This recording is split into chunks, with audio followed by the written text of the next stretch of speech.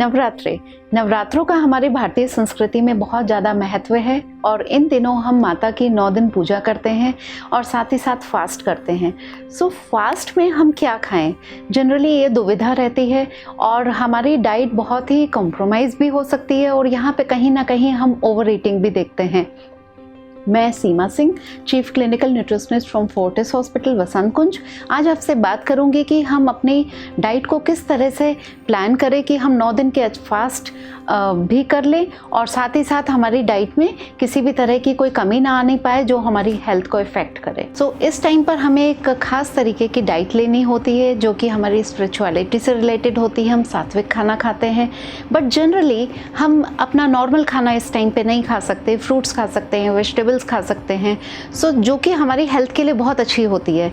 लेकिन कई बार क्या होता है कि हम सोचते हैं पूरे 9 दिन हम बिल्कुल भी कोई अनाज नहीं खाएंगे या किसी भी तरह की कोई रोटी नहीं खाएंगे, जो कि हम जनरली खा सकते हैं, जैसे कि कुट्टू की रोटी खा सकते हैं।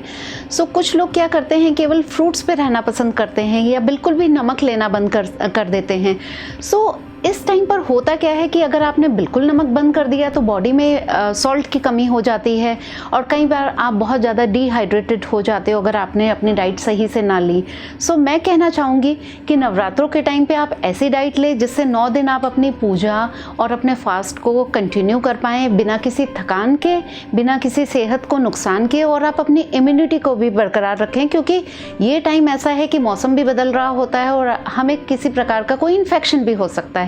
सो डाइट को हम किस तरह से रेगुलेट करें। सो सबसे पहले हम बात करेंगे फ्रूट्स की। फ्रूट्स में जितने भी हाई विटामिन सी फ्रूट्स हैं या सार फ्रूट्स हैं वो हमारे लिए बहुत इंपॉर्टेंट है। हम फ्रीक्वेंटली हर 2 घंटे पे थोड़े थोड़े फ्रूट्स अपनी डाइट में इंक्लूड करते रहें। इसके अलावा प्रोटीन की बात करेंगे। प्रोटीन हम इस टाइम पर अपनी डाइट में मिल्क एंड मिल्क प्रोडक्ट से ले सकते हैं, तो हम अपनी डाइट में पनीर शामिल कर सकते हैं।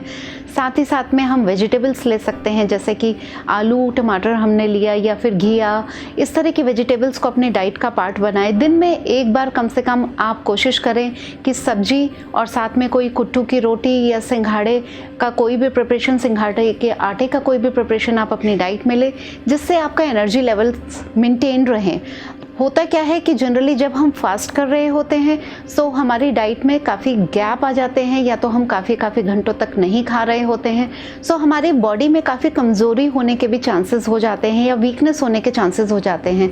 तो ध्यान रखें, जब आप एक टाइम पर आप प्रॉपर खाना खा रहे होंगे जिसमें कि मैंने बताया कोई सब्जी लें, दही लें, सिंघाड़े के आटे की या कुट्टू के आटे की आप रोटियाँ या पूड़ी ले सकते हैं, और 2-2 घंटे पे आप फ्रूट्स लें। दिन में कभी आप वेजिटेबल्स या सैलेड ले सकते हैं। अलॉन्ग विद दैट आप कभी दही का इस्तेमाल कर सकते हैं या फिर आप मिल्क ले सकते हैं सुबह शाम, और नट्स का भी आप अपनी डाइट में यूज़ कर सकते हैं। वो आप या तो भिगो के लें या नॉर्मली लें, लेकिन जब आप इस तरह से आप अपनी डाइट में सभी फूड ग्रुप्स को शामिल कर रहे होते हैं और रेगुलरली 2-2 घंटे पे खाना खा रहे होते हैं, तो एटलीस्ट हम वीकनेस को तो अपनी डाइट की वजह से नहीं आने देंगे 9 दिनों के फास्ट में, और साथ ही साथ अपनी इम्यूनिटी को बरकरार रखेंगे।